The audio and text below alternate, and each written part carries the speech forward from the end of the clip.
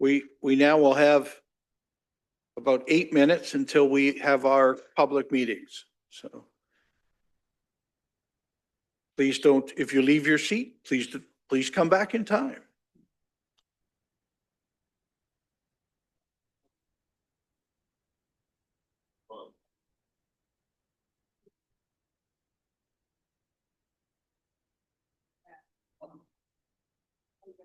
Well, good evening, everybody, and good evening to all our friends in the gallery tonight and those online. This is a public meeting. This is a council meeting to host public meetings on matters requiring approvals under the Planning Act. We will have 3 different ones tonight. Before we begin, members of the public are advised that only specific stakeholders, including the applicant, the minister, public bodies, or specific persons as defined by the Planning Act and/or the registered owner of any land in which the zoning bylaw or official plan amendment would apply, may appeal the council's decisions to the Ontario Land Tribunal. Therefore, if a person or public body does not make oral submissions at the public meeting or make written submissions to the Corporation of the City of St. Thomas before the amendments are passed, the person or public body may not be added as a party to the hearing of an appeal before the Ontario Land Tribunal unless, in the opinion of the tribunal, there are reasonable grounds to do so. Those wanting to be notified of the council's decision on any application should email customer service at customerservice@stthomas.ca and indicate which public meeting they wish to be notified on and provide their name and address. Those who do not have access to a computer but wish to be notified can call customer service at 519-631-1680, extension 0, and provide that same information. Do any of the members of council have a disclosure of interest concerning any of the matters on the agenda this evening? Councillor Baldwin-Sands. Thank you. I have declared a conflict in regards to the backyard swimming lessons at 21 Phillip Street. Thank you. And then I'll ask the clerk, what method of notice and when was the notice given to the public for these meetings? Your worship, notice was provided in the St. Thomas Times Journal on Friday, October the 17th, 2025. As well, notice was posted on the city's website and Facebook page. Okay. We'll now move to the first meeting. This one is meeting number 1, 21 Phillip Street, official plan and zoning bylaw amendment.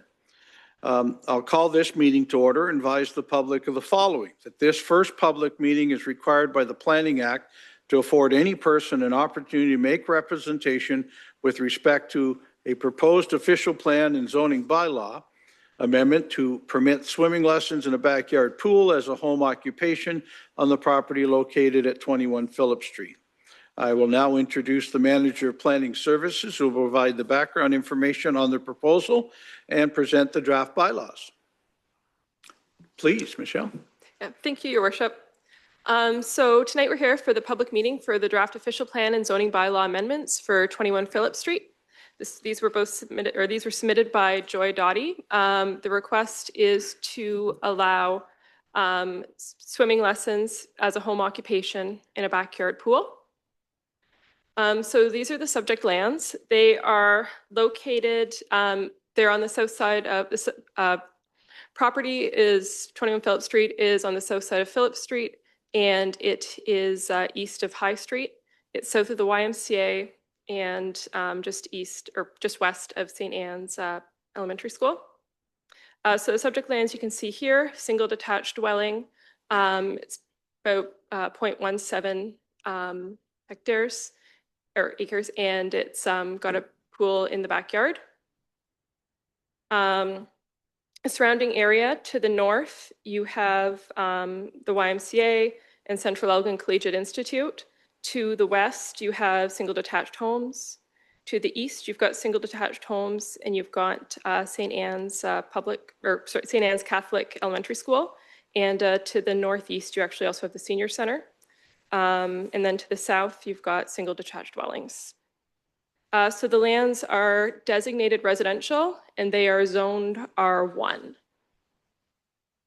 So that's the first residential zone. So both our official plan and the zoning bylaw have provisions in it to allow for home occupations in residential zones and designations.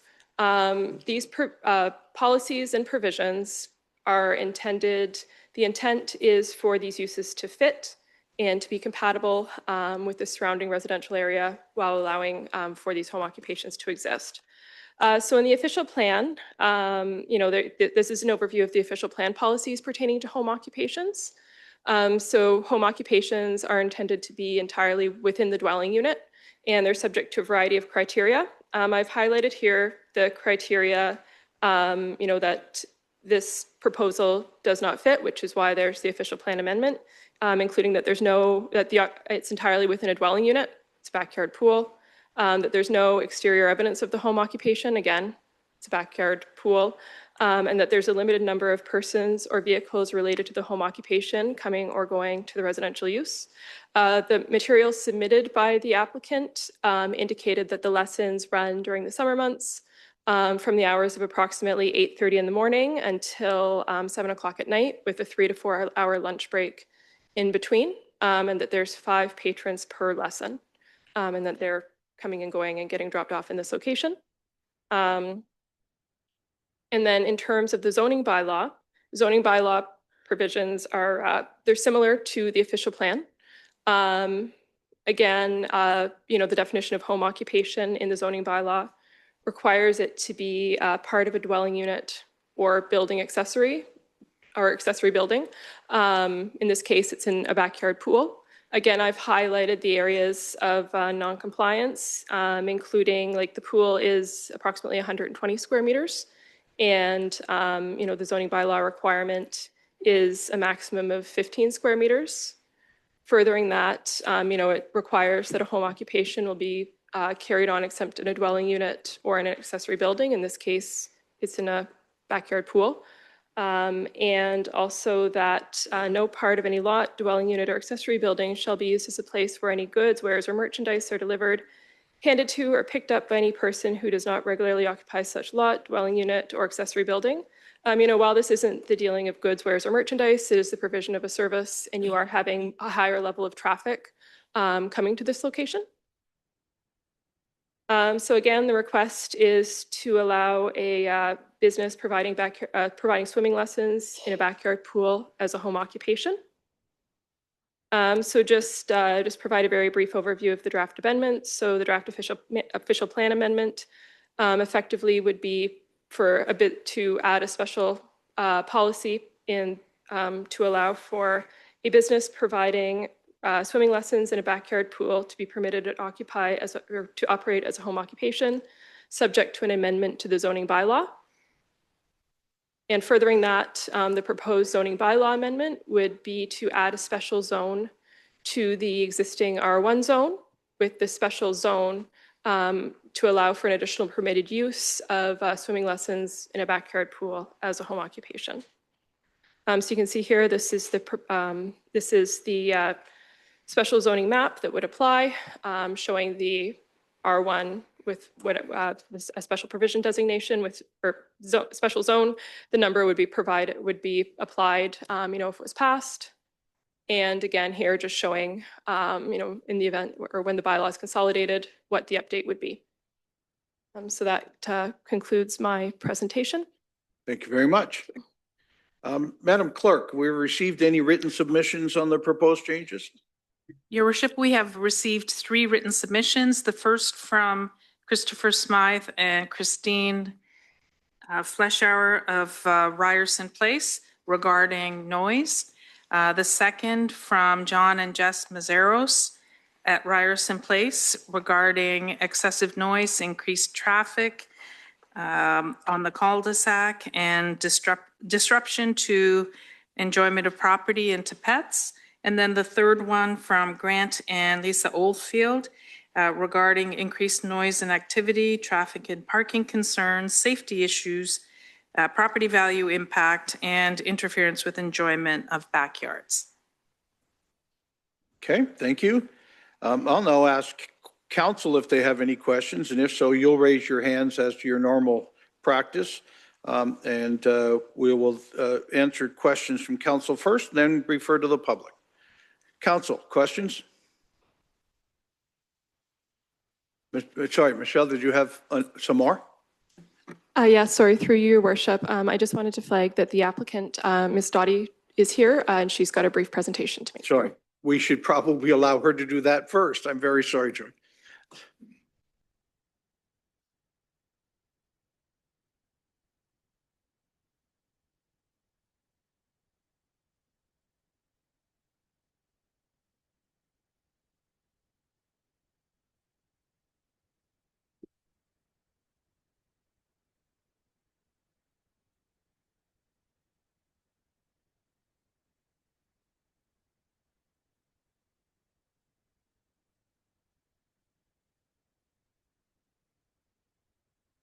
Although that's very, very nice. I thank you for the applause. I don't get it very often at council. We'll try and stay within decorum. Thank you. Ms. Dottie? Okay. Good evening, Mayor Preston. Am I talking loud enough? No, it's great. Okay. And esteemed members of council, my name is Joy Dottie. My maiden name is Baldwin. I have run Baldwin Backyard Pools in our community for 43 years. It is not just my livelihood, it is my passion. Over the years, I've seen many adults, children, and babies thrive in this program. It's impossible to calculate how many lessons have been learned for how to stay safe in, on, and around the water. This is also a seasonal programming running mid-June to mid-September, 25% of the year.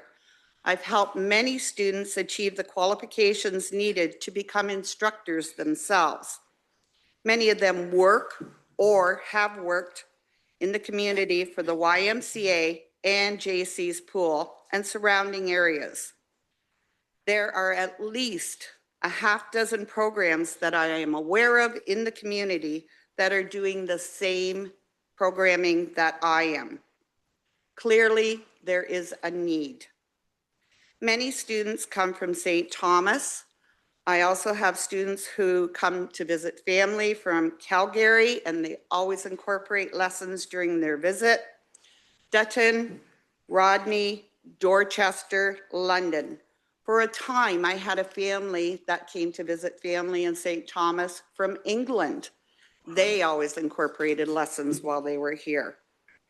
Swim lessons were always incorporated during their time. Sorry, I just repeated myself. I'm very nervous. I had one young man in visiting family in Port Stanley who wanted to get his swimming qualifications so that he could teach in Brussels. I helped him through that. I also worked with a current firefighter who I will not name to help him to achieve his swim level recommended to him by the apartment. He is now employed by the department. We live in a community with many water opportunities, some in residences, 2 community opportunities, streams, ponds, and 2 lakes that are within driving distance. The need, I feel, is going to increase with new residents arriving all the time and the opening of the battery plant. I have a petition with 3,883 signatures on it. I also have just under 300 letters of support, which I'm happy to share if need be. A concern expressed in 1998 about the additional parking in the neighborhood. They were concerned that emergency vehicles would not be able to get down the street. I discussed a solution with the neighbors at that time of having people park at the high school parking lot across the field from my home. I've never had a concern expressed from the school. I want to clarify a point that Michelle made, saying that students are dropped off. It's not allowed. It's right in my policies that everybody walks from the school. I will have people that have mobility issues. I permit them to park in my driveway if there's a space or directly across the street. I am not impacting any other neighbors. My Phillip Street neighbors, and there's some up in the gallery here, are in support of my program. There are some present that would like to have the opportunity to speak as well. Edith Nimmo, whose property backs onto the side of my pool on Ryerson Street, is delighted with what I do. I have one lone neighbor. Well, now I'm learning that there's 2 other sets of neighbors. All right, I did not know that before tonight. The biggest complaint started with the gentleman that was complaining about the noise of these happy children learning a life-saving skill. He has a woodworking business from his home and runs his skill saw for hours on end. He also has a TV set up in his backyard to watch sporting events. Don't care. He has his volume set very high, loud enough for the rest of the neighbors to hear. He also entertains frequently, as is his right to do, but he can be heard verbally loud from all the neighboring backyards. And unfortunately, chooses to use extremely foul language, even though there's children living in the area. Our homes are all located by 2 schools and the YMCA, where there are children playing during school times and day camps all summer. I am uncertain how this is any different. Not all children fit into traditional classes. I teach a lot of children with special needs. I also have a lot of parents that want children to have a more one-on-one approach for their children. Classes are a 5-to-2 ratio. Baby classes are a 6-to-2 ratio. Classes begin at 9 and break no later than 1 in the afternoon. They resume at 4 and are done by 7. That leaves a 3-hour window of peace and quiet in the yards. There are many current and past neighbors over the years who have chosen to participate in this program. There are current members of council who have had their children participate in my program. I was pretty disappointed to hear that one of those council members is opposing my request. Swimming is a life skill. St. Thomas promotes open doors for new and existing citizens, yet you want to put restrictions up. Please look beyond the bylaw and let this be an exemption for this life-saving service to the entire community. The community need is great, and there's insufficient availability provided by the city. Let's make as many citizens as safe as possible. It is my deepest hope that you will grant me to continue. I have taught at my current home for 35 seasons. I truly hope I get to do 36, 37, 38 until this old body quits on me. Thank you for your time. Thank you very much.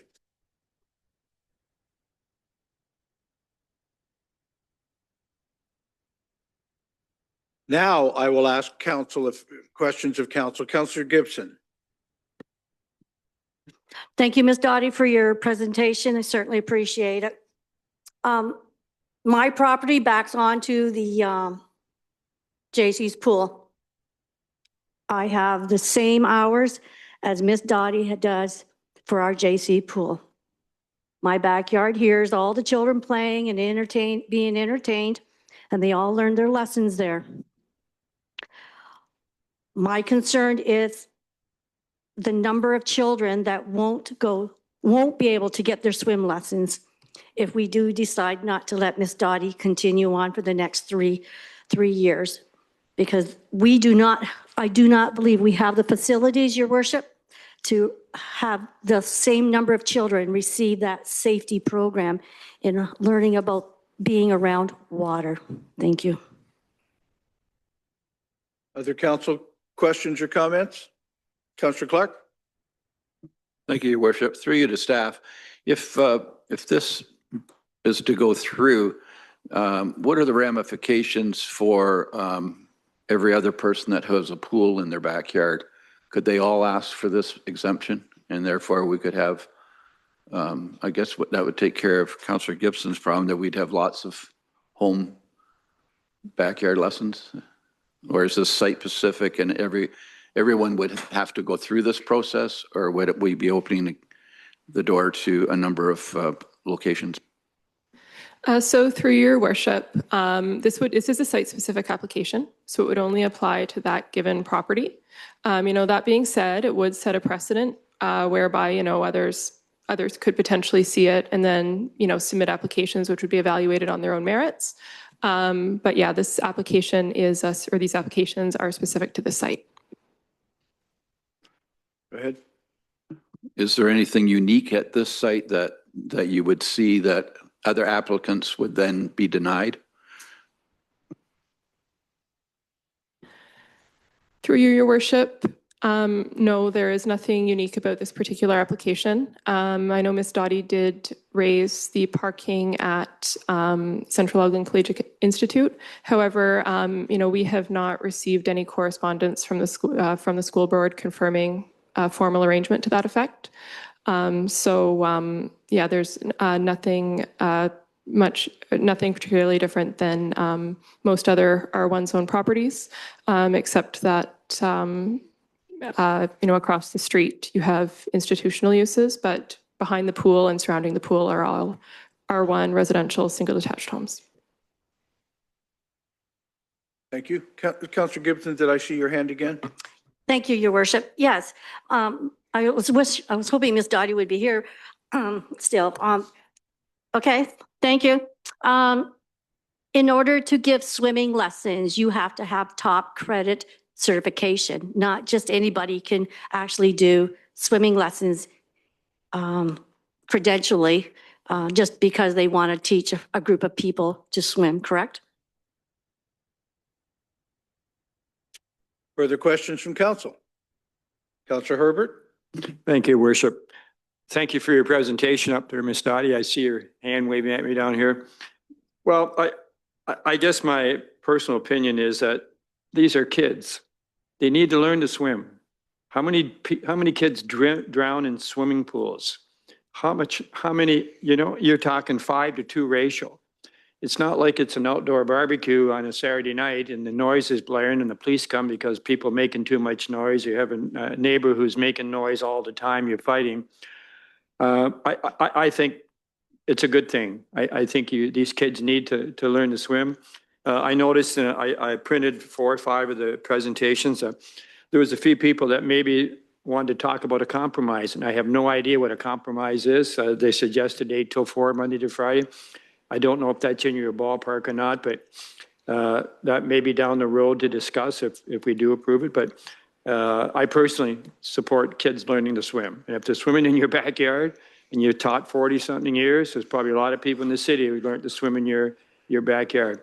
I know my own daughter, we were at our friend's pool, relatives quite a few years ago. She was 2 years old and she was walking around the pool without water wings on and fell right in. She went right to the bottom. Kids don't come up. They go down, they stay down. I mean, I was right on top of her, got her up. That was a lesson for me. Swimming lessons, water wings when you're walking around the pool. We just have to continue to support things like this. I understand neighbors' concerns, but I don't think it's a big issue to have 4 or 5-year-olds learning to swim in the daytime. You're not at nighttime, I don't think. I think you were 4 till 7, but maybe there's a compromise there. But anyway, I think it's great you do it. We've all got, not we all don't have, but we all had little kids at one time. Once I learned that with my daughter, off for swimming lessons. I just couldn't take that chance. And being an X-ray at the hospital, we used to get some kids in, drowning in a pool, and they're trying to resuscitate them and emerge. And those are sad days, very, very sad days for families. So keep up the good work. Keep teaching kids to swim. Just my opinion. Thank you.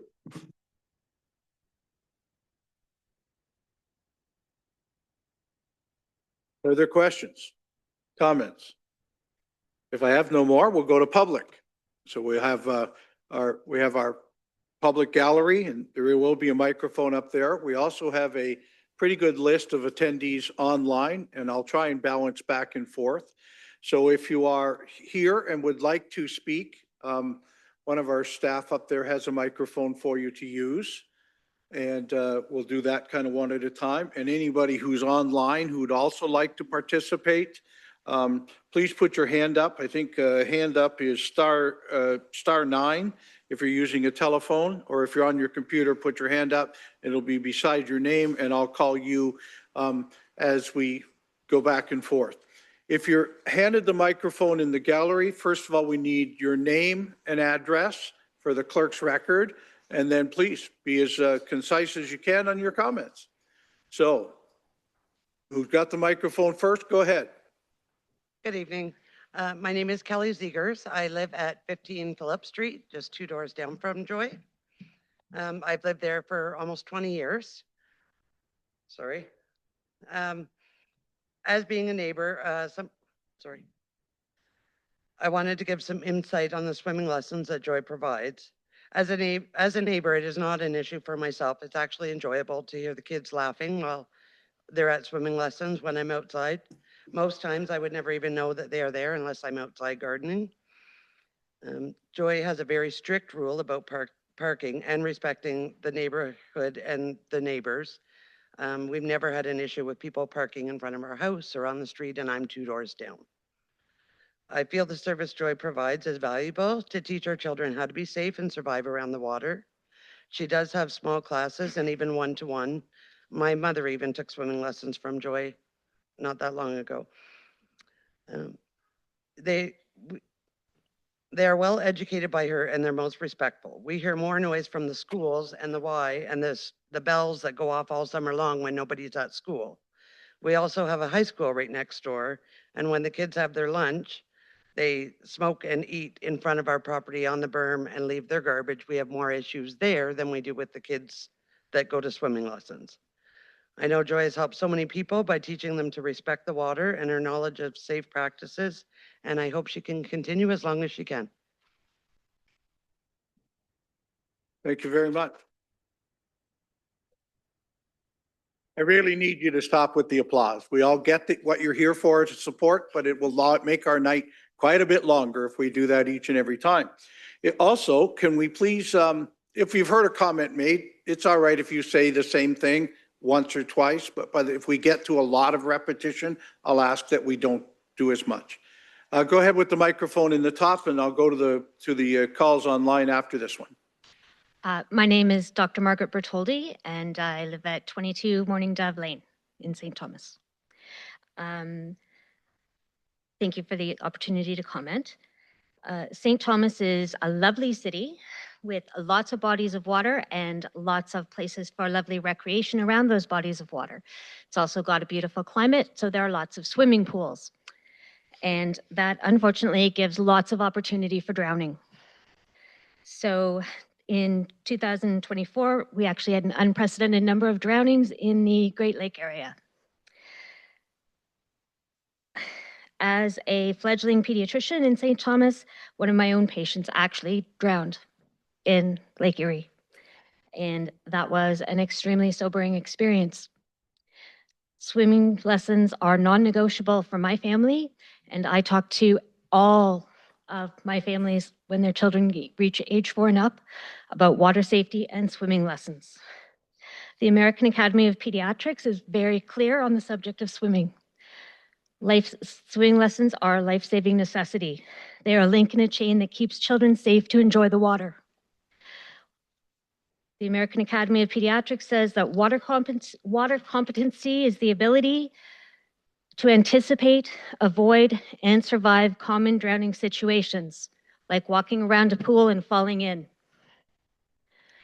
The components of water safety include water safety awareness, basic swim skills, and the ability to recognize and respond to a swimmer in trouble.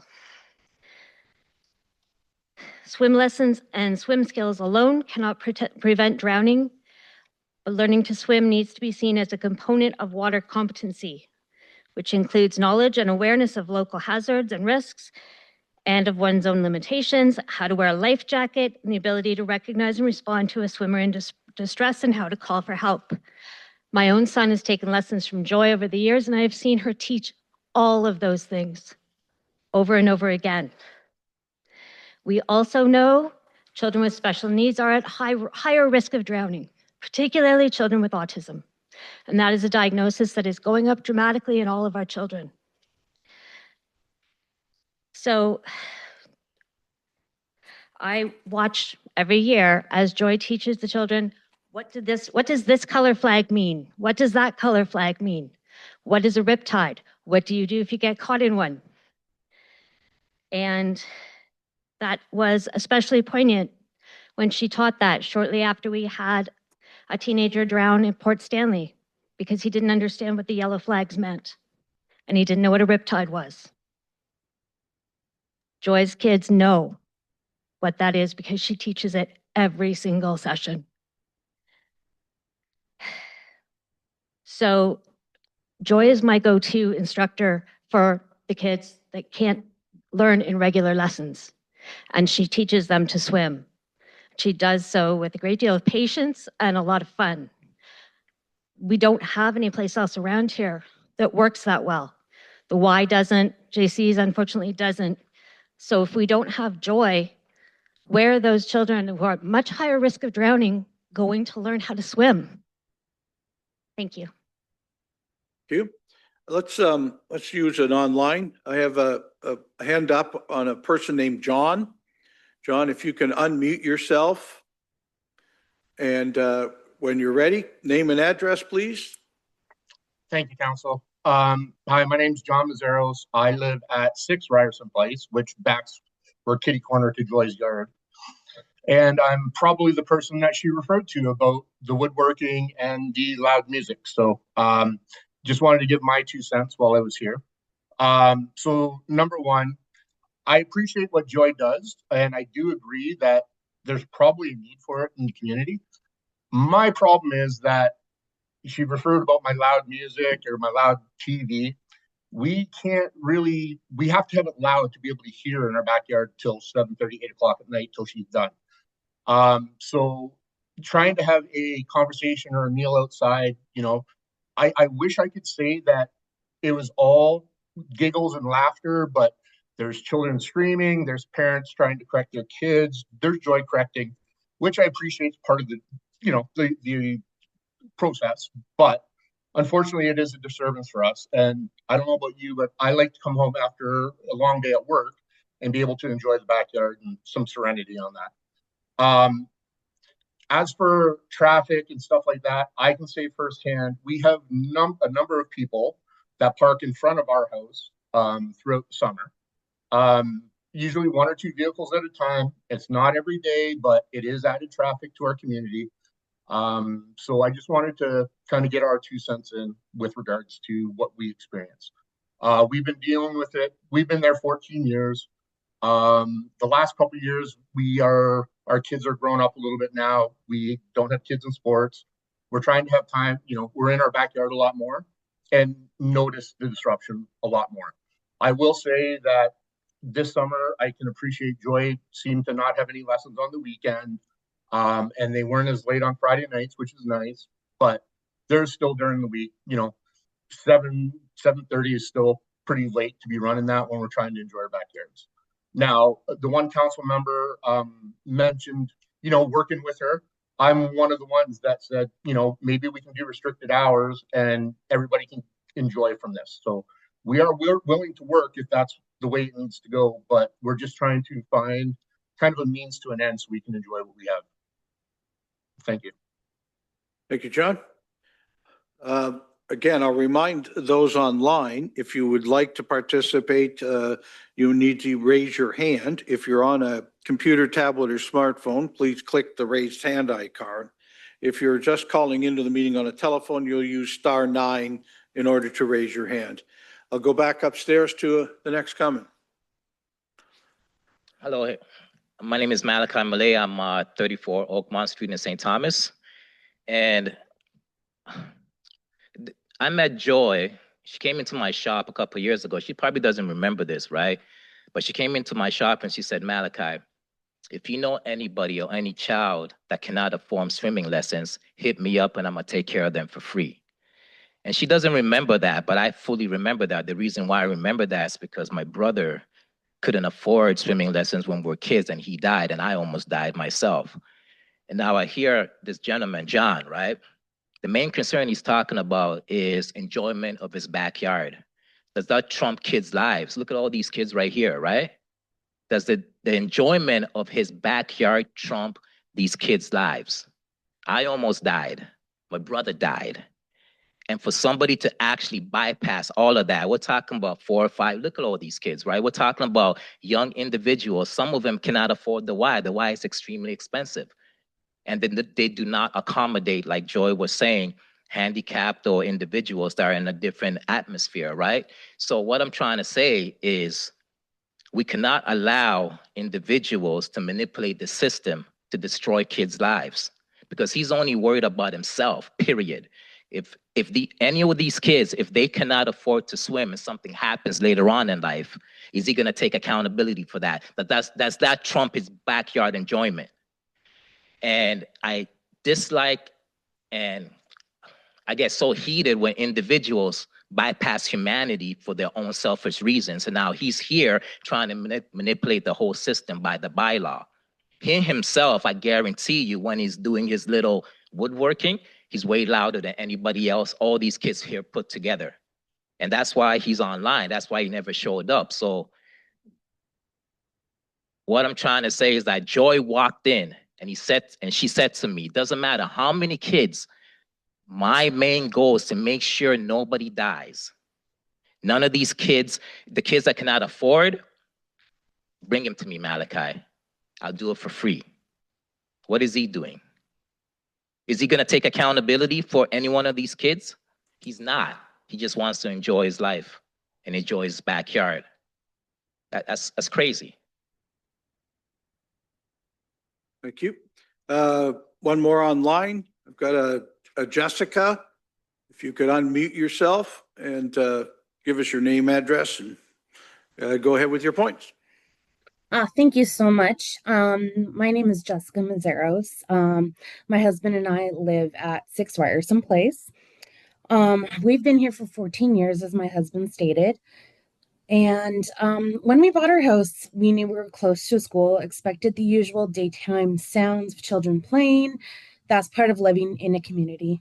What we didn't expect was a commercial business running out of a backyard for months on end, with loud instruction, constant splashing, kids crying, echoing across the fences from morning till evening, 7 days a week. There are many days when we simply can't sit outside for dinner or enjoy the backyard we've worked so hard for.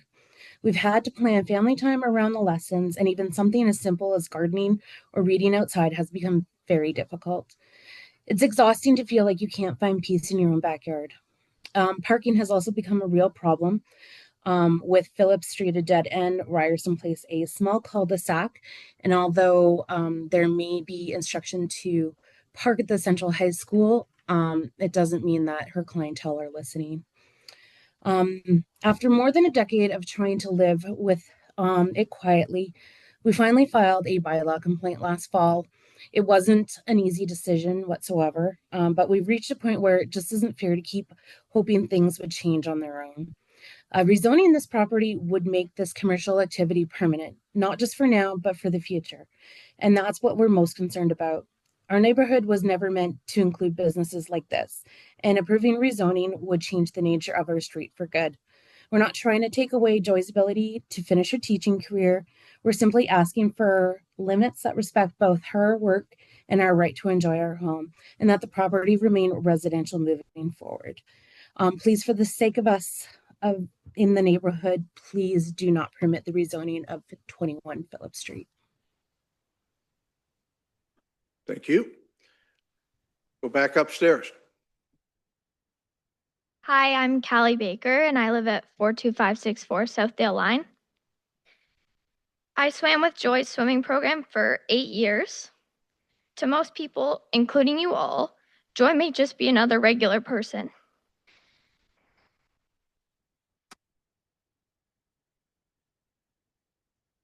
Sorry. But I think to all people she knows would agree with me when I say her name couldn't be more fitting to her personality. She truly brings joy to every lesson she teaches, every nervous kid who steps into her pool, and overall genuine joy to generations of families in St. Thomas through her dedication and kindness. I remember stepping into Joy's pool for the very first time. She could tell I was very nervous. I didn't know any of the kids that I was swimming with. However, throughout my years, She helped me gain confidence in my swimming skills and showed me what a true community looked like. I saw how many families depended on her, not only for swimming lessons, but for something much bigger. A place where kids learned life skills that could literally save their lives. It's easy to look at this as just another business, but it's not. We see several articles posted daily about drownings that have resulted in deaths surrounding our community. And with Ontario having a huge water supply, swimming becomes a safety necessity. If Joy Swim program closes, that means fewer kids will have the opportunity to swim in a safe and trusted environment, which could result in more drowning deaths a year. Out of 52 weeks in a year, Joy only swims in her backyard for 8 weeks. Her lessons have classes of 5, allowing for more supervision, which I believe several parents would agree with me when I say you all feel safer knowing their child isn't in a big swimming pool with 1 or 2 lifeguards and dozens of kids. One other thing to consider is that not all families can afford private lessons. Joy recognizes that and gives the opportunity to those families who need it most. So let's be the city that doesn't walk away when something worth saving needs us most. Be the council that chooses community over convenience, heart over numbers, and people over policy. So save Joy Dottie Swimming School, not because it's easy, but because it's the right thing. And because this is St. Thomas and we take care of our own. Thank you. Thank you. Go to the next upstairs, please. My name is Tim Bernard, and I live at number 22 Morning Dove Lane. I really appreciate neighbors' concerns that there could be noise coming from Joy's backyard. Personally, my house backs onto Pinafore Park. I hear kids screaming every day, 365 days a year.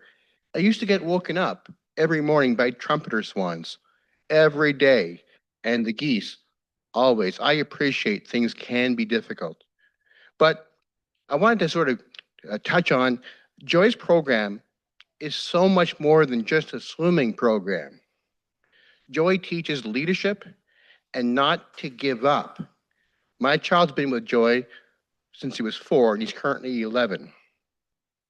Now, when we first brought him in, he kept running from every city program I tried to bring him to. I got pictures of people at Memorial chasing him down because he kept running away with a soccer ball. But we brought him to Joy. And the price of that, other than swimming fees, is every morning, Joy shows you how much she knows her kids. Because she knows the kids are more honest than the adults. And she says, "Where did your parents park?" Now, in the first few days, sometimes the parents cheat and they park where they shouldn't. And then Joy gives them a piece of her mind. And everyone's laughing because they know it's true that your kids have given you up more than once. And we eventually find our way to, we're going to be at that empty school, unused school. It's just the way that it works. Now, in part because of the lessons that she teaches that you simply do not give up, and she says to every kid, you never say no. You're going to keep trying, you say, and she pushes them and pushes them. As a result, my kid not only got his silver cross, no, it's a silver star at age 11, bronze star. At 9, he went to swim and do junior lifeguard at the Wonderland pools, the YMCA pools. And I can tell you that there might have been 3 or 4 students in that pack that had better swimming fundamentals than he did, and they were all 3 or 4 years older than him. Her students are well advanced of what you will get of anyone learning from YMCA or JC pools in this city. They know so much more. He's, in part because of her help, he's a seriously advanced student. He did high school math in grade 4, partly because he's bright, but partly because he tries. He works hard because he's learned that hard work goes into getting ahead. He's also a green belt in karate, in Shorin-ryu karate. Similar stuff. You keep working. You don't give up. You work hard. And a lot of this is because of the work of folks like Joy. Joy does not, on top of that, one last thing, He was chosen in grade 5 to go to a leadership conference for grade 6 and grade 7 students in London because Joy teaches leadership. She is so much more than just a swimming instructor. And just to compare her to the YMCA undersells her. She is so much more. To wipe out her program would be an absolute terrible cost to the city. I really appreciate that it's not always perfect for every neighbor. We all have things we come across. I have those 2 Canada geese that come walking down my street every year, like 11 couples. I have deer in my driveway once in a while. But some prices have to be paid by a community. Thank you very much. Thank you. Online, I have somebody named Dale. If you'd like to unmute yourself and go ahead with your comments. Name and address first, please. Dale Cummings, 420 Talbot Street. If you want to learn hockey, you have to rent the ice. You have to have a hockey school. Baseball, you have to do the same. You have to rent from the city a baseball diamond, and so on. Since the city has 2 pools, why can't she rent the time off the city like any other sports club has to? If you permit this, I think it's going to open up a Pandora's box. Thank you. Thanks, Dale. I'm going to go back upstairs. Next person in line. I'm going to try and start limiting you a little. Try and not give me the whole geese and deer story. I love them all.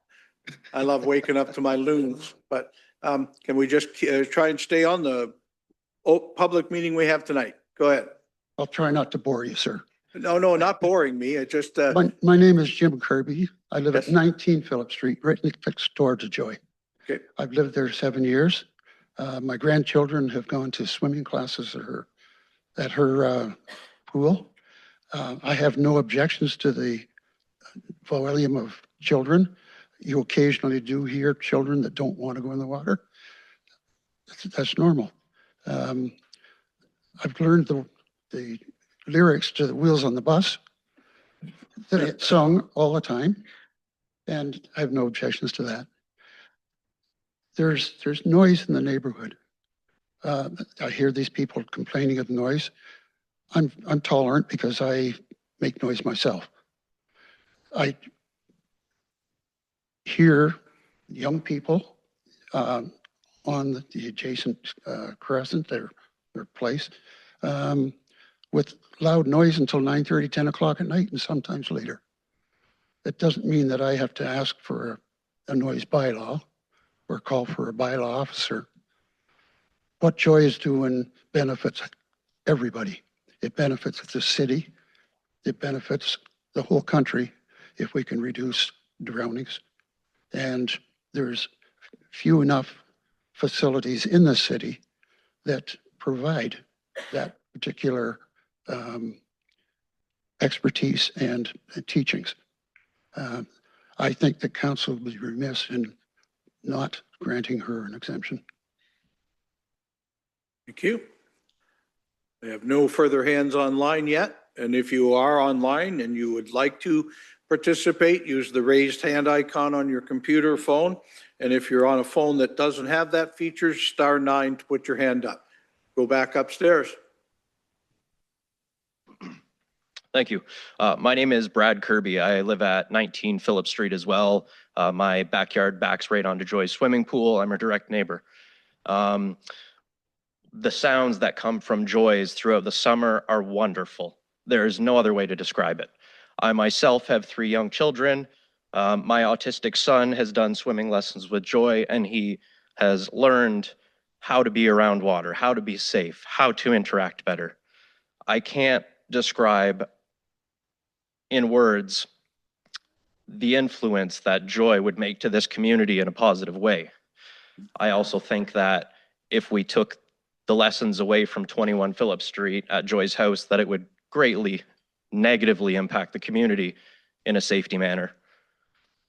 As far as noise goes and parking, those are minor inconveniences in comparison to anybody's safety. I think that the program should continue on, and I fully support it.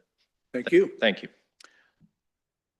I have no one else online yet, so let's go upstairs. Do we have any other questions from the public or comments from the public? Go ahead. Just one more comment from Jim Kirby. Living at 19 Phillip Street, in the 7 years that I've been there, once in 7 years, have I asked a person to move their vehicle. That's it.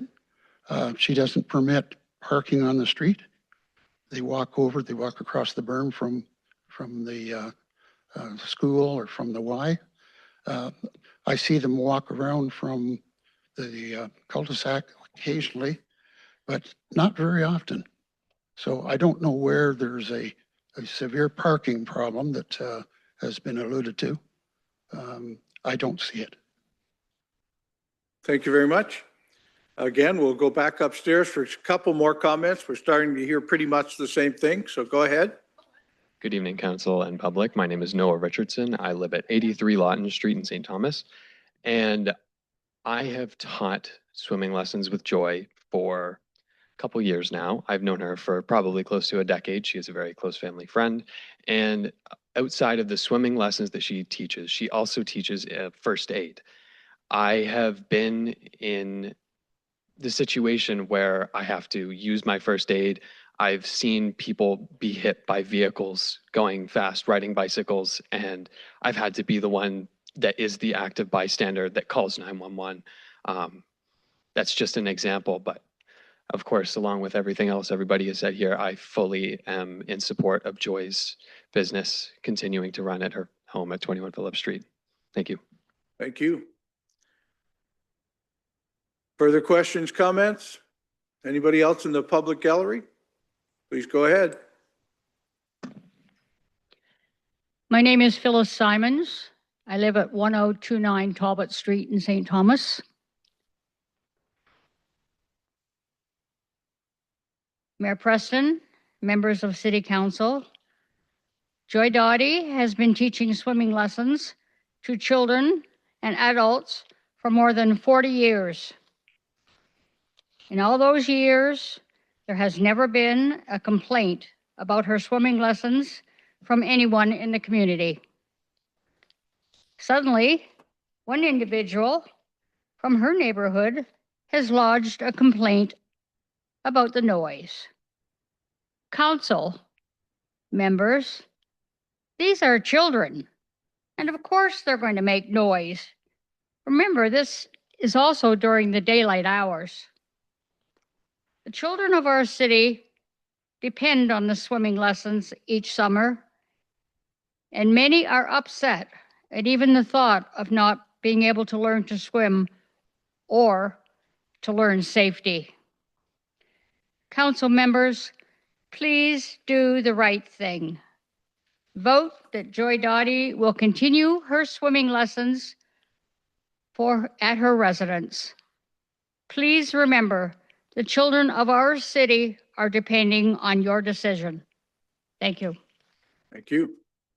I'll remind the folks online, because there's a number on there, but not everybody's put their hand up. I'll remind you to use your raised hand icon to come on if you'd like to share with us today. And if your computer doesn't allow that, use *9 to get your hand up. I'll remind council they can ask questions at any time. And I'll go to another comment up in the gallery, please.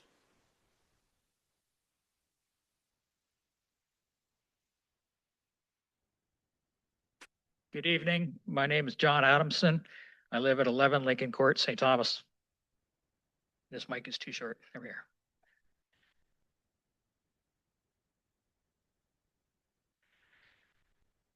Both my parents were immigrants to this community. They came to work at a new hospital being built in the 50s.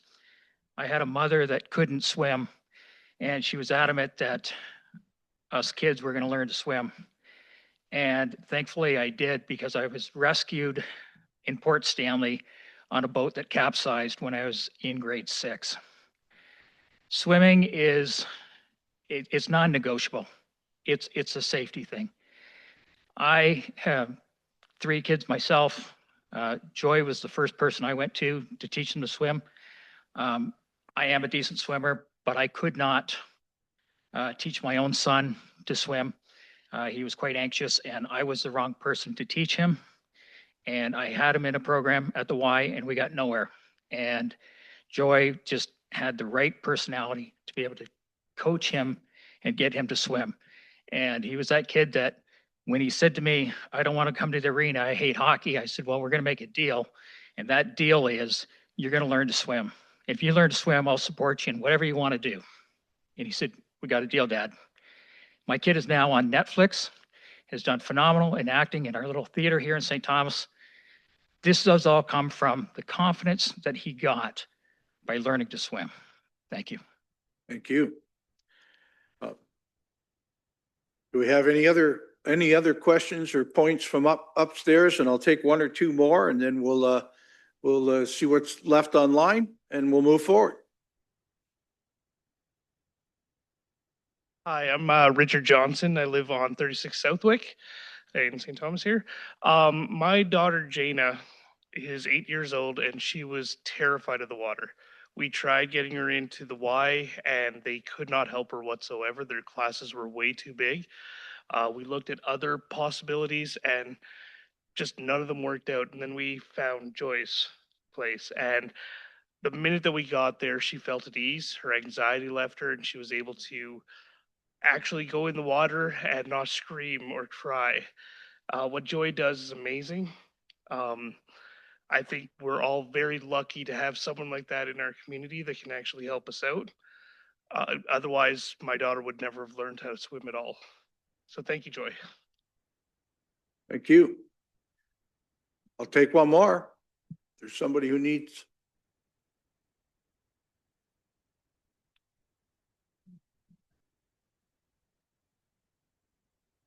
Bring this down. Good evening. My name is Brenda Gruber O'Hagan. I live at 429 Highview Drive in St. Thomas. In a very short way, I would just want to say, please do set a precedent and please do keep Joy right where she is and keep the generations learning to swim, keep it part of the community. If there's other people out there that want at some time to put this into their backyard, it can only benefit our community. So thank you very much. Thank you. I saw someone else run to be another comment up there, so I'll give you one more. Thank you. My name is Claudia Mesa. I live in 50 Donker Drive, St. Thomas. I just want to clarify, because everybody already say everything.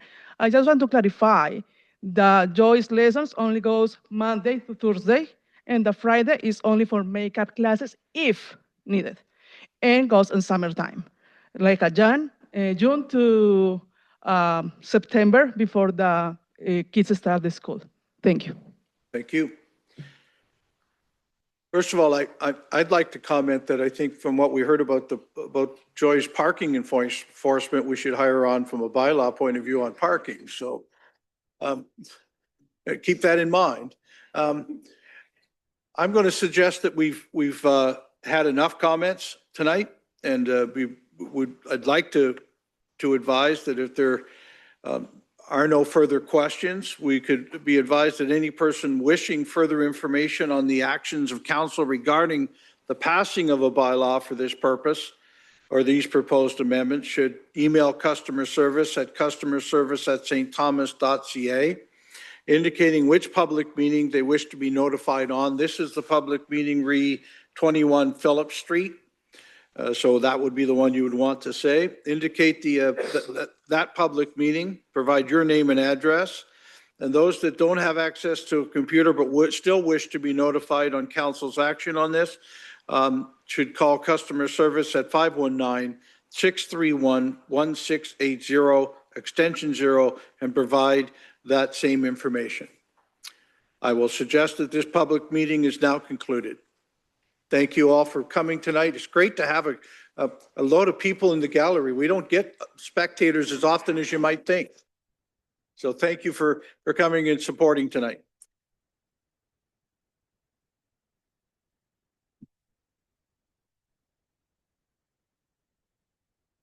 Okay, if you keep clapping, I'm throwing you all out. No, I'm doing that. We're going to move on to our next public meeting, so please kind of orderly, or if you're leaving, if you don't mind, we'll move forward so we're not here too late tonight. I'm going to call the second meeting to order and advise the public of the following. This is the second meeting as required by the Planning Act to afford the person opportunity to make representation with respect to the zoning bylaw amendment to permit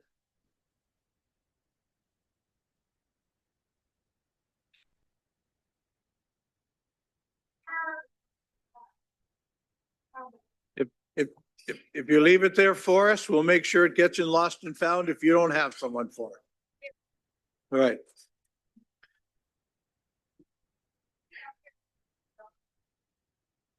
Oh, there's 4 meetings? Okay, well, that extra one, that's going to take an extra 2 hours then. That's okay. So I'll carry on. This is the second public meeting required by the Planning Act to afford any person opportunity to make representation with respect to the proposed zoning bylaw to permit a 17-unit townhouse development on the property located at 43954 Southdale Line. Can we please have quiet? Thank you. I would like to introduce the Manager of Planning Services, who will provide a background information on the proposal. Thank you. Thank you, Your Worship. Just a second. Sorry, while I'm pulling up the presentation. Hi. Yes.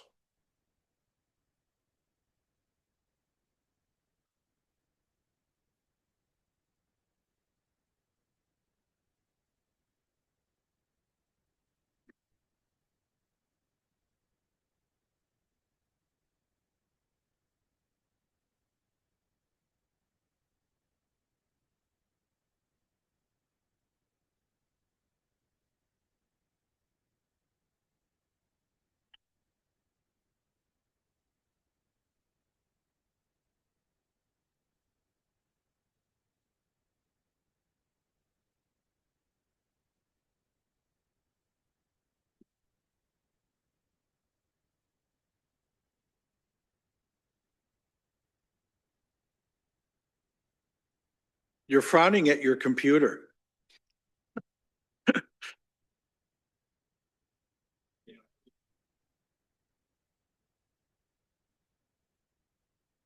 Perfect. Thank you, Your Worship. So this is the public meeting for the draft zoning bylaw amendment for a 17-unit townhouse development at 43954 Southdale Line. So the subject lands are located north of Southdale Line and west of Renaissance Drive.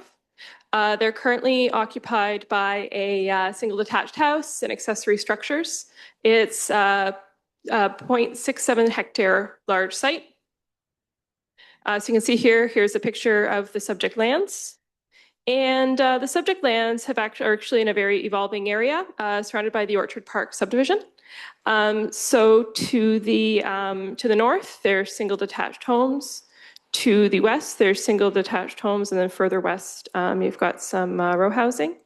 To the east, you have some more townhouses, and further east, you have the trail connection to Orchard Park. And to the south, you have agricultural uses in the municipality of Central Elgin and some large sort of estate houses. So you can see here, sorry, it's just loading. This is the proposed townhouse development. You'll see sort of, so to the north is the rear yard setback. And just the way that the buildings are proposed to be oriented, it actually functions as the interior side yard setback. So to the north, they're proposing a 3-meter setback where 9 meters would typically be required. And then in the front yard, they're proposing a setback of 5 meters where 6 meters would typically be required. And they're proposing, there was a revision to the application. So initially it came in showing a 7-meter interior side yard setback. And you might remember in the report that I brought forward to council, it was recommended that that interior side yard setback be secured in the zoning bylaw because it functions effectively as the rear yard. And they're seeking that reduction in the rear yard setback. The application came forward just revised to seek a 6.9 meter interior side yard setback, just allowing that flexibility in case something in the design went a little bit over that 7 meters. There's also seeking a, I'll go a little bit further into the variances in the next slides, but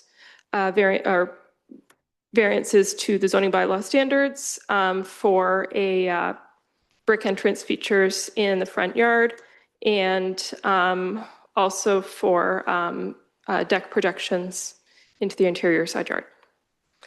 So the subject lands are designated residential in the official plan, and what's being contemplated is a medium density residential use, just slightly above the 26 units per hectare. So the draft zoning bylaw amendment is, they're seeking so this current zoning is a third residential special provision zone with a holding provision. And that effectively allows, prevents development on the site until such time as there is servicing. And the third residential zone would allow for sort of 4 townhouses, whereas they're seeking 17. So, and then the special provisions, the standard R5 zone that they're seeking are all listed here, including the front yard, rear yard, side setback reductions, the interior side yard setback, and being secured in the zoning bylaw, an unenclosed deck projecting a maximum of 4 meters into the required interior side yard, and a brick entrance feature with a height up to 2 meters. And it is worth noting that the brick entrance feature and the deck provisions were actually also included in the townhouse development just to the west on at 76 Cortlandt.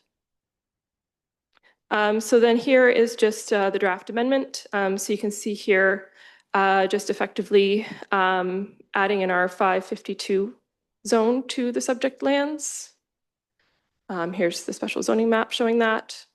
And this just shows the various proposed deviations from the bylaw, including the projections into the yards. And here it shows the exceptions. So these are effectively just that these rows refer to the rear yard, front yard, and interior side yard setbacks that are secured in the bylaw table. Just looking for those to no longer apply because the setbacks would be set out through this special zone. And then just also just in the eventual consolidation of the bylaw, updating that zoning map. So that concludes my presentation. Super. Go back to my pages. Madam Clerk, have we received any written submissions on the proposed changes? None, your worship. Okay, I'll ask council now if they would like to have any questions. You may raise your hand, not using your raise your hand icon, but actually putting your hand in the air the old fashioned way. Councillor Wickie. Thanks, your worship. I've got several questions that I asked the previous meeting, which I'm going to ask again, and a few extras. I think this is a great development. I understand it's unusual because it's cut off from the rest of the neighborhood. It was added later. I get it. And some of my issues are, number one, I asked this before, the 5 meter setback. I was looking at the distance, the length of a pickup truck, and it's like a little over 5 meters. So my concern is that you might not be able to park a pickup truck in the front. And if I'm correct, and maybe that's not a big deal. Maybe the people that live here choose not to have a pickup truck. But is that exactly what we're talking about? Like, we're talking from where the garage starts to where you can stop parking, it's 5 meters, right? So we have to be, obviously it's one vehicle, but is that the situation? Thank you. So through your worship to the councillor, I'm actually going to screen share again. I think that'll be really helpful. I'll just pull up the site plan. That'll make it a little bit just easier here to describe. Sorry, it seems to be taking a minute to load. There we go.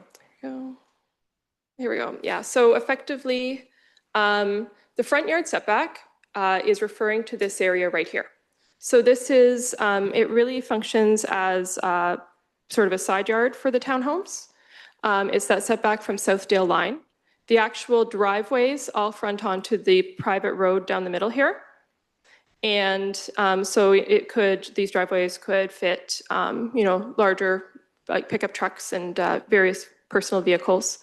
So the idea is that, so the driveways are here, and then these are the dwelling units, and then in behind is the deck, and effectively what functions as the rear yard, but for our zoning standards is the interior side yard.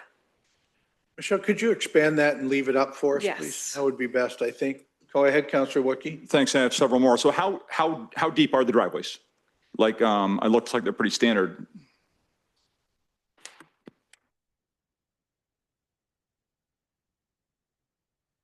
Sorry, so through your worship, they're 7.6 meters. Perfect. Next question. I think about, a friend of mine lives in a townhouse, in a condo complex in Helpville. And what happens is there, it says fire route along the whole thing. So there's no street parking. So you've got your garage, and everyone has their crap in their garage. Then you've got a parking spot. And then is there going to be street parking on this? Or I would guess no. And if it is, great. If it's not, then a challenge is that if I go to visit somebody in this neighborhood, where am I parking? And it's just so it's because it's cut off from the other streets that it makes it kind of awkward. So that's my question is, would there be on-street parking on this street? Thank you. So through your worship, that is something we can take back and look further into. I don't believe there's on-street parking on Southdale line, but that is something that we can look further into. Thank you. Would there be on-street parking on the street? On that unnamed? Oh, the unnamed road. That is something that we can confirm with the applicant. I believe there are a couple of visitor parking spaces that are also shown just here on the, I believe they're shown on the site plan. Yeah, I'm sorry, I'll pass it.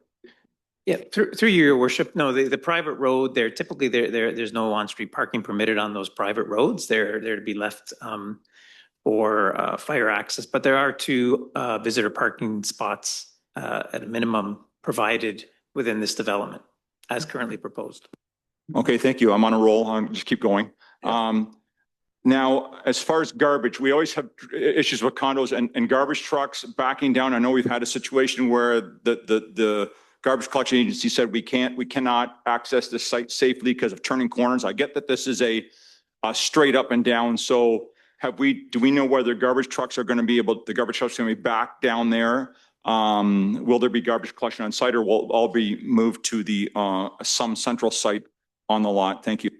Through your worship, those are matters that we typically deal with through the site plan process, snow storage, garbage collection, the method of garbage collection. We'll be discussing those and finalizing those with the applicant, whether it's private collection or city collection out at the curb. So those are still matters that we will resolve as we go through the site plan process. Very typical in what we do and what occurs in this type of development.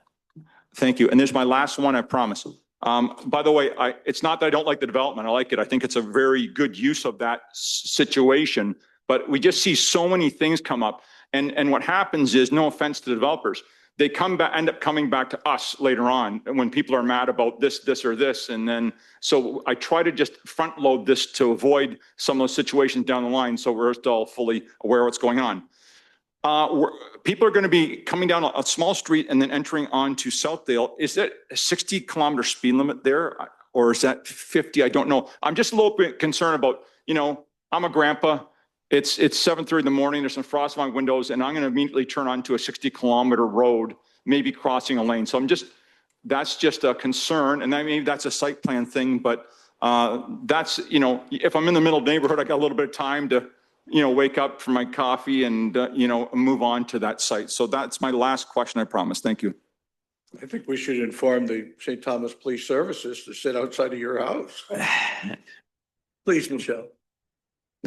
No, through your worship. No, excellent question. And you're absolutely right there. The speed and traffic along Southdale's a concern with the submission of this application and also supporting it through the site plan application.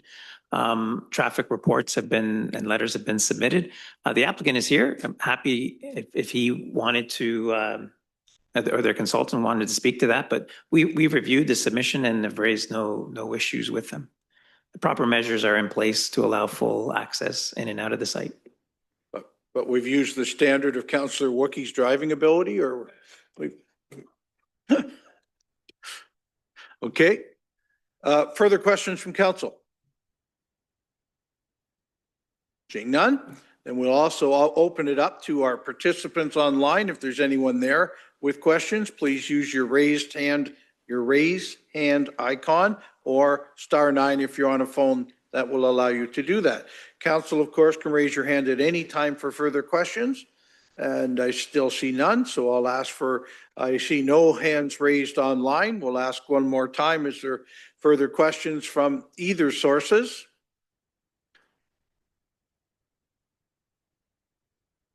Seeing none, one more time. Council, questions? Councillor Wiki took them all. I know you all had 5 questions, but he took every one of them. Questions from online, if you would like to raise your hand and come online, you can. And that would be raise hand icon or *9. In the opinion of the mayor, a fair opportunity has been given to express views regarding the proposal, and it should be stated that a fair view has been given.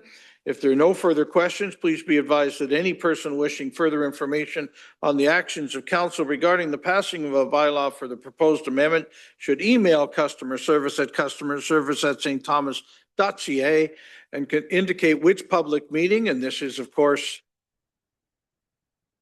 43954 Southdale line, and indicate which public meeting you were wanting to be notified about. Provide your name and address. If you don't have access to a computer and wish to be notified, please call customer service at 519-631-1680 and hit extension 0 and provide the same information as I've just shared. This public meeting is now concluded. Thank you very much. What a quiet group in the back.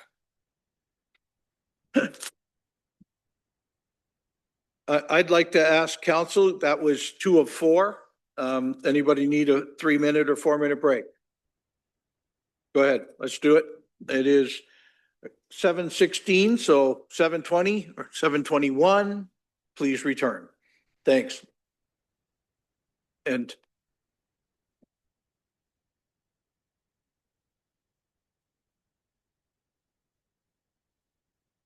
yeah, we'll be moving on to Transportation Master Plan. Okay.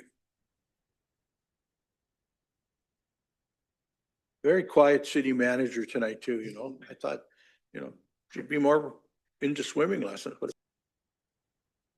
look at that. My wish, and it happens. I'm going to call the third public meeting to order. This is third public meeting is required by the Planning Act to afford any person an opportunity to make representation with respect to the proposed official plan and zoning bylaw amendments to update existing references to previous versions of the Transportation Master Plan and update the road classifications and planned road widenings to implement in 2025. Oh, no, to implement the 2025 Transportation Master Plan. The proposed official plan and zoning bylaw amendments would apply citywide. I'm going to again introduce the Manager of Planning Services, who will provide the background information in an incredible way on the proposal and present the draft bylaws. You're up. Thank you, Your Worship. I was trying to do that one with drama to keep, if anybody's online watching, we want them to stay glued to their set. So yeah. Keep the stamina up for all 4. Yes. So we're here for the draft official plan and zoning bylaw amendments to implement the 2025 Transportation Master Plan for the public meeting. Yes. So effectively, Council endorsed the 2025 Transportation Master Plan on October 14th, 2025, which sets out the strategic policy direction for transportation in the city until 2051.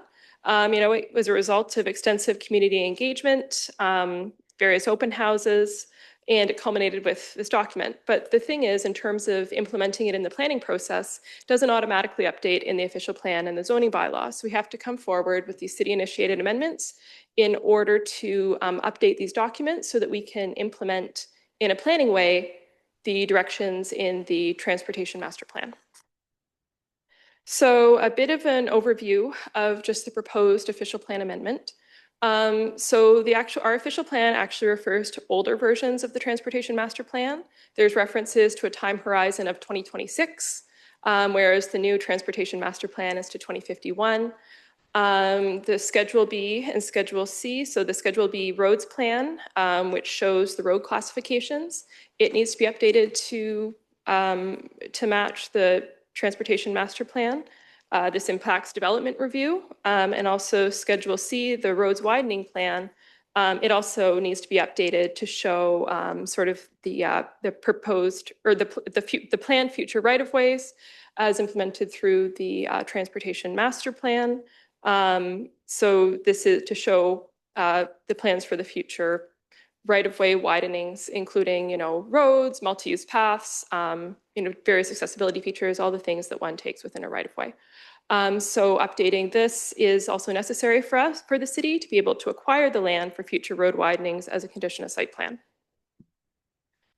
So you'll see here, this is the existing roads plan and the proposed showing effectively the Transportation Master Plan, the current version in the proposed roads plan with the various classifications. Similarly, these are the updated roads widening plan, which we're actually thinking of renaming through this amendment. I know it's called roads widening plan here, but to corridor widening plan, just to further sort of build on the what it truly represents, which is the right-of-way widths in terms of various multi-use paths, active transportation, et cetera. So just as an overview of the proposed zoning bylaw amendment, it's to update the required setbacks of buildings and structures from certain streets to accommodate the planned future road widenings. Again, also aligning with the roads widening plan, updated Schedule C.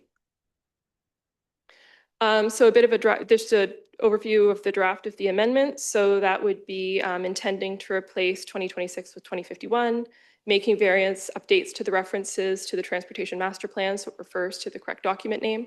Currently in the official plan, there's actually a list of all the roads which are subject to that require widenings. We'd be looking to update to actually remove that list because it's very redundant. It just reflects what's in Schedule C and creates some potential implementation challenges because you've got the map and then it's in text and what happens if there's any discrepancies. So looking to actually just remove that chart and update the Schedule C accordingly. And then also just, just a couple of those other text changes just to reflect that update and replacing Schedule B and Schedule C, as you can see here. And then we have the draft zoning bylaw amendment. So in the zoning bylaw, there's actually a section which has the setbacks from certain streets outlined. So it talks about how far you need to, development needs to be set back from the road, and then also on top of that, the required front yard setback. So say you're rebuilding somewhere where the planned future right-of-way is actually larger, is making sure that you're not building the building in such a way that it would impede that future expansion of the right-of-way. So there's different, there's different requirements in the zoning bylaw depending on the width of the street. So these ones would be subject to 16 meters from the center line. So these would be for our major arterial roads that have been identified. Similarly, this is 14.5 meters. So these would be the minor arterial roads that are identified. This would be 13 meters for the major collector roads. So these are all the roads that are sort of not meeting currently not meeting those right-of-way standards. And this at 11.5 meters, these would be our minor collectors. And then at 10 meters here, which is a very lengthy list, these would be our local roads. And that concludes the presentation. Thank you. Thank you very much. I am next supposed to ask, Madam Clerk, have we received any written submissions on the proposed changes? Your Worship, we have not received any submissions. Okay. Council, it's your turn. If you have questions, please raise your hand. Not Wookie. He had 5 questions the last time, so no. Okay, Councillor Wookie, go ahead. Thanks, Your Worship. So let's say that we adopt this and then somebody on Fairview says, I want to do something in my front yard. Would that still come to us as an application for a variance or whatever for them to be able to do that? Or does this eliminate that appeal to council? Do you know what I mean? Like, so in terms of the logistics of this and the process, because I trust us, of course, but who knows about a future council who says, oh, yeah, sure, we'll let you build that front porch out. And you folks in engineering and environmental services planning are like, yikes, bad idea, because we have something else on the horizon coming up. So what would be the process after this regarding how this is enforced with regards to future applications for variances, et cetera? Thank you. Thank you. So through your worship, it would depend on what's being constructed. There are certain permitted projections in the front yard. But that being said, if it did meet the classifications of building or structures and it was within those setbacks, then it would need to come through, potentially through either the Committee of Adjustment or to council through another mechanism. Okay. Just the one? No? Councillor Taylor. You're welcome. Thank you, Your Worship. I appreciate that. Just from my own knowledge, I see that Wellington, Talbot, First, Burwell, and Fairview are all called major arterials, but Elm Street is a minor arterial. What constitutes Elm Street being lesser of a road than the other ones I just mentioned? Because it's a pretty busy road. I just wonder why. Thank you. So through your worship, I will actually turn that over to my colleagues in engineering to respond to. Why are you calling those people minor? Yeah. Thank you, Your Worship. So it's based off of the road width and the average daily traffic. So yes, Elm and Talbot and Wellington are all heavily used. Elm does have a slightly lower level of traffic and is narrow in terms of 3 lanes and AADT, so average daily traffic. Could you give Councillor Taylor the numbers so we can go out and count some cars tomorrow to see if you're accurate on it? Just teasing. I would have thought that Elm would be pretty similar to the other ones you mentioned too, but it is a 3-lane wide road. So. Further questions from council? All right. Do we have anyone online who would like to also join, or anybody here from the public that would like to join us? Please come to the microphone or put your hand up on your raise hand icon or *9. So that's for the people at home. You've got one here? Great. Make your way up to the microphone and let us know. Yeah, Name and address first, please. Yeah, my name is Brian Ferguson. I live on First Ave. And yeah, it's the first I've heard about it, that First Ave is going to be widened. What's your proposal? 4 lanes like Fairview, or what's your plan?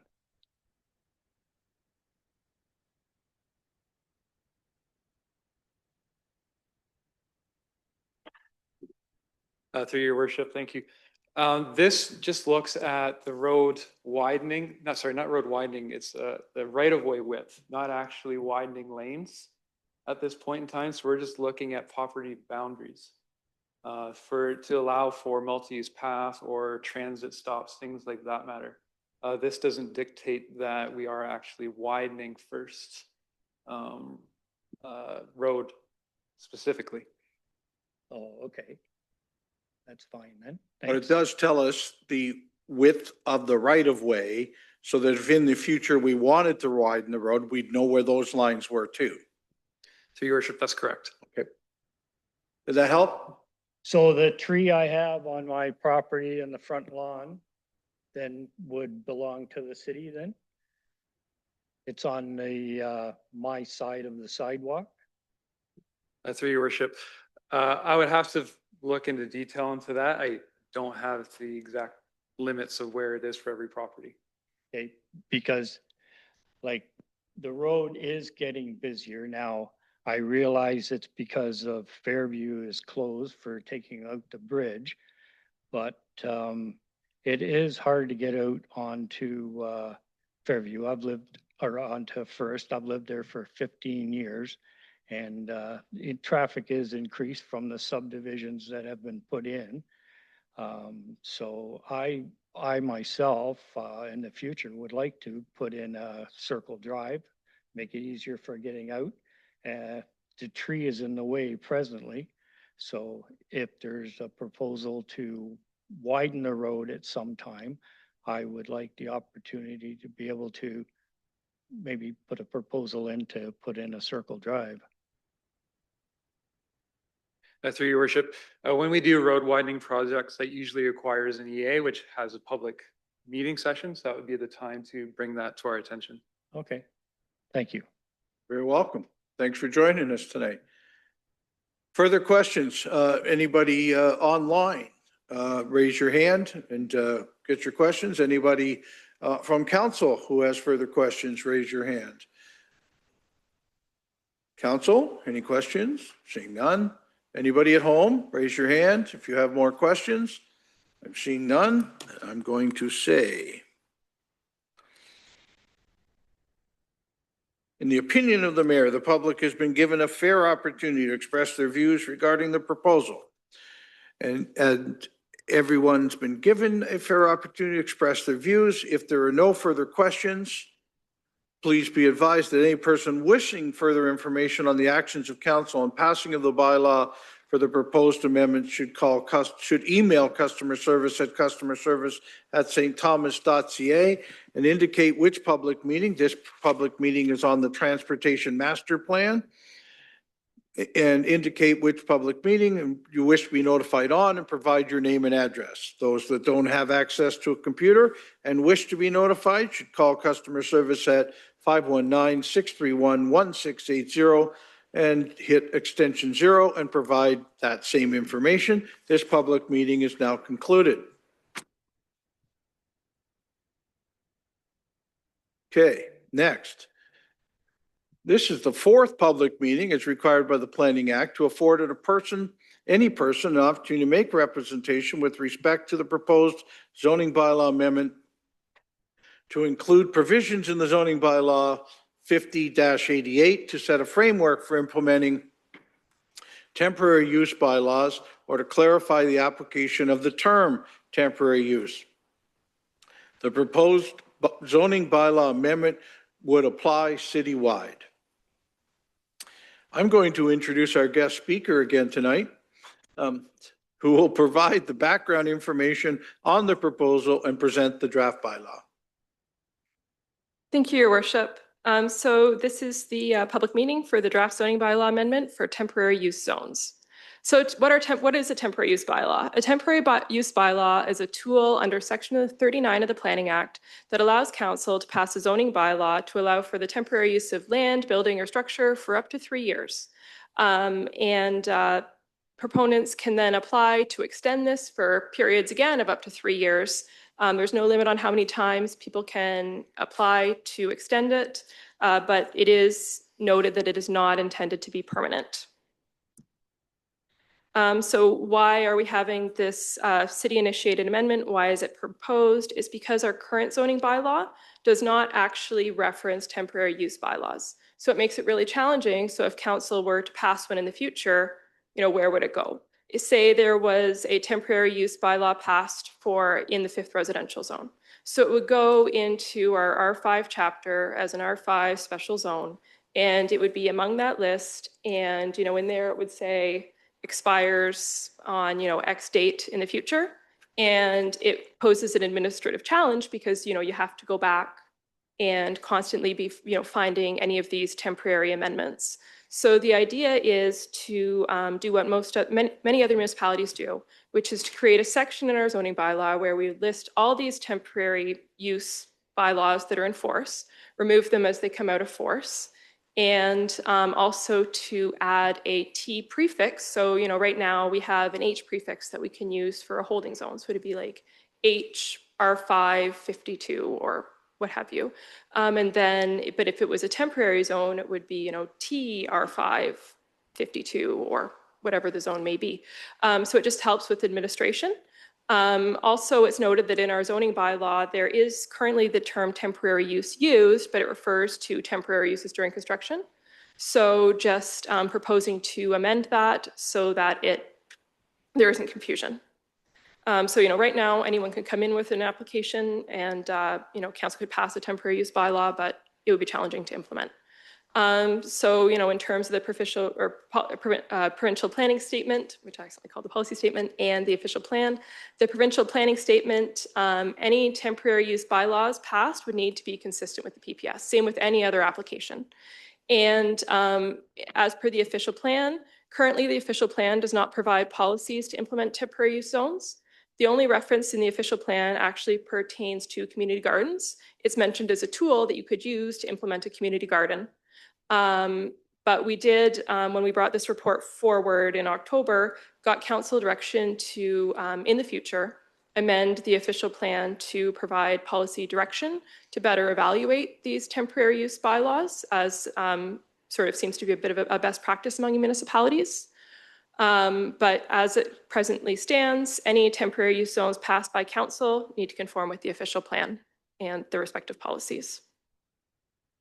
So just an overview of the draft amendment, which I'll speak to briefly because I've already mentioned it, but effectively just adding a provision that temporary use zones regulate the uses in accordance with temporary use bylaws, just including that list of any that are in force, noting again, currently there are none in force, and adding that T prefix.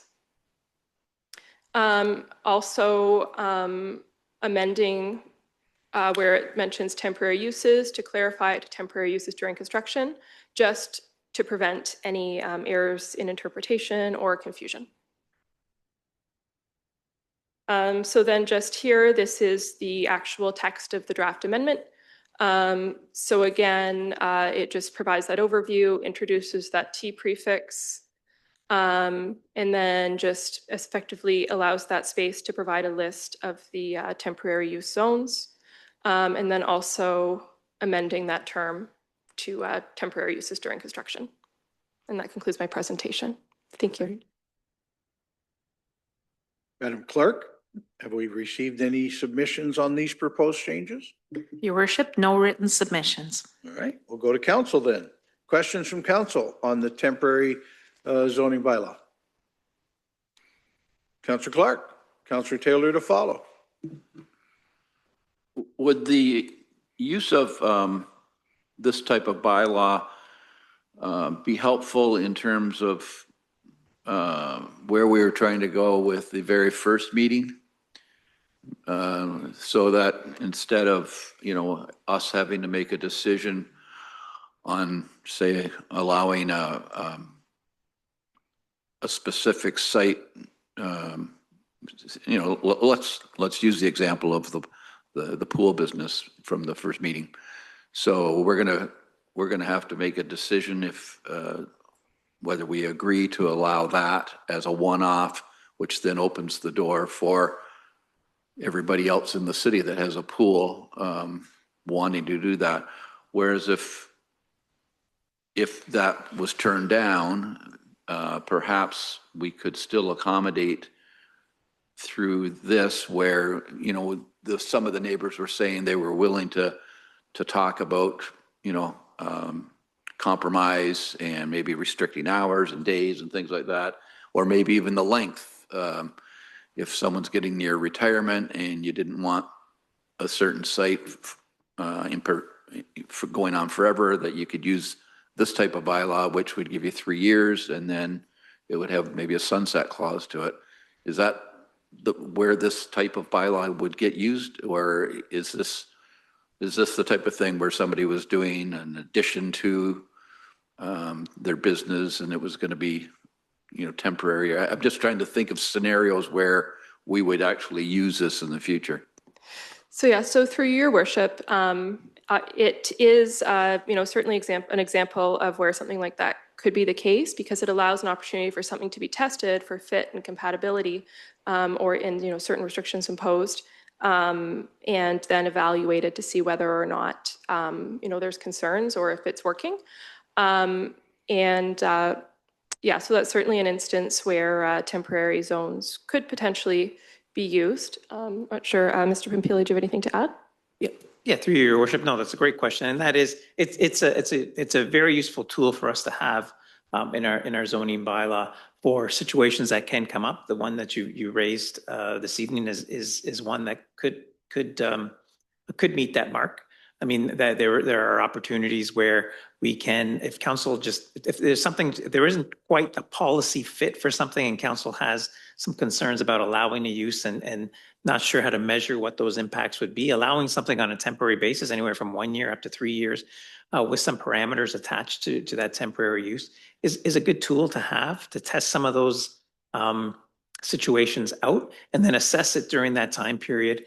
When it expires, if it comes in for a renewal, if council's heard a lot of complaints, if the complaints are still there, the impacts are still there, council can not renew it. Or if it turns out that with the parameters that were put within that temporary zone, that it was more acceptable and the impacts were mitigated, when it comes time for renewal, council can decide to extend that for up to another 3 years. So it is a good tool to have for municipalities. I think there's a lot of application for it. It's very common. Almost every municipality in the city has sections in their bylaw that permit and address temporary use. This was something that we realized in processing that earlier application that we were lacking. So we thought this is a good opportunity to bring it forward. Thank you. Councillor Taylor? Thank you, Your Worship. Great presentations tonight, Michelle, by the way. Yeah. Thank you. Too bad you didn't have a burger, but I see that amendments to the many bylaws come through Committee of Adjustment. Is that where these would then originally start? So through your worship, no, these come in as zoning bylaw amendments, so they would come through council, not through the Committee of Adjustment. Okay, thank you very much. We have bylaws that limit C-cans, for example, in our downtown. Does this allow, or in a residential area where trailers could be parked in their driveway or in their side yard where zoning bylaws don't allow that to happen? Does that then allow an applicant, I think I know the answer, but it allows an applicant to say, I want to put a C-can in my front yard, and we can say yes or no? So through your worship, it effectively, we'd be looking for all applications to be reviewed similar to a standard zoning bylaw amendment, but recognizing that, it's one of those instances where if there's a thought that this something may be appropriate, but, you want to test it out first, this is the sort of instance where that could be used. So, effectively a temporary use bylaw could be applied for any zoning change circumstance that's of a temporary nature or could easily be removed. So, a trailer, a C-can, it could be utilized in those instances. It doesn't mean that, it would necessarily be appropriate in every given instance, but it is just another tool in council's toolbox that could be utilized when reviewing applications. You know how much I love public meetings. So the only way to get to a temporary use zone bylaw would be through a public meeting? Yes, it would. Great. More opportunities. Councillor Wookie? Thanks, Your Worship. Quick question about, can we cross over from residential to commercial, from industrial to commercial, or industrial to residential? Residential, I know it'd be kind of crazy, but temporary industrial in that area, like what's the goalposts on this in terms of what could be moved to what, or that's completely up to the discretion of council? Thank you. Yeah, so through your worship, that is something that's completely up to the discretion of council. We'd be looking for official plan conformity and meeting all the various other tests that one would look at when evaluating a Planning Act application. Yeah, again, it would be completely up to council's discretion, but still within the standards at which we'd typically be evaluating applications. Further questions from council, or I'll open it up to anybody online if they'd like to join us. Use your raised hand icon or *9 to tell us you'd like to join the conversation. If not, I'll ask council again. how they're thinking. Is there further questions that have come up? Or anybody at home who'd like to ask questions? And I'll give one more chance to each of you, to council and then to the folks online. Seeing none, everyone's been given a fair opportunity to express their views. If there are no further questions, please be advised that any person wishing further information on the actions of council regarding the passing of a bylaw for the proposed amendment, which in this case would be temporary use zones,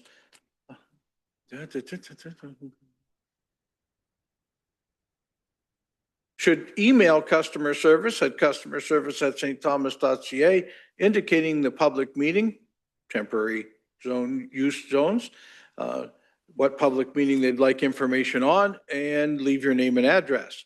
Those that don't have access to a computer or wish to be notified should call customer service at 519-631-1680 and hit extension 0 and provide that same information. This public meeting is now closed.